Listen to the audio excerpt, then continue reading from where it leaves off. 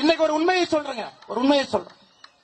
எதற்காக எனக்கும் அதிமுகவுடைய தலைவர்களுக்கும் சண்டை? இதெல்லாம் தனிப்பட்ட வாக்கியால் பிரச்சனையா? மேடையில் நிறைய தலைவர்கள் இருக்கிறாங்க, அதிமுகவோடு கூட்டணி வேண்டும் என்று சொல்லக்கூடிய தலைவர்கள். எனக்கும் அதிமுகவுக்கும் வாய்க்கால் பிரச்சனையா? நம்முடைய கூட்டணியில் இருக்கக்கூடிய தலைவர் எடப்பாடி பழனிசாமி அவர்களை தொலைபேசி மூலமா கூப்பிடுறாங்க.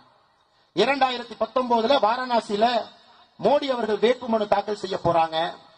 எல்லா முதலமைச்சர்களும் கூட்டணி கட்சியினுடைய முதலமைச்சர்களும் அங்க போறாங்க, நீங்களும் வாங்க நான் போலாம்.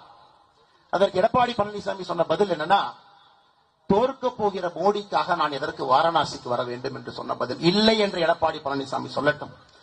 என்னுடைய தலைவனை பற்றி எப்படி எடப்பாடி பழனிசாமி என்று பேசினாரோ, மானமுள்ள அண்ணாமலை அன்றிலிருந்து கூட்டணி கட்சி தலைவராக எடப்பாடி பழனிசாமி எப்பொழுதும் நான் ஏற்றுக்கொண்டது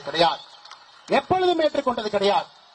தவழ்வதை பற்றி, ஒருத்தருடைய காலை பிடிச்சு கட்சி ஆட்சிக்கு வர்றதை பற்றி, மக்களால் தேர்ந்தெடுக்கப்படாம மாசம் எம்எல்ஏக்கு பணம் கொடுத்து முதல்வர் நாட்காலில் அமர்ந்திருக்கக்கூடிய எடப்பாடி பழனிசாமி தயவு செஞ்சு இந்த விவசாயினுடைய மகன் அண்ணாமலைக்கு நீதான் எப்படி வர வேண்டும், எப்படி அரசியல் இருக்க வேண்டும், எப்படி செய்ய வேண்டும் என்கின்ற பாடம்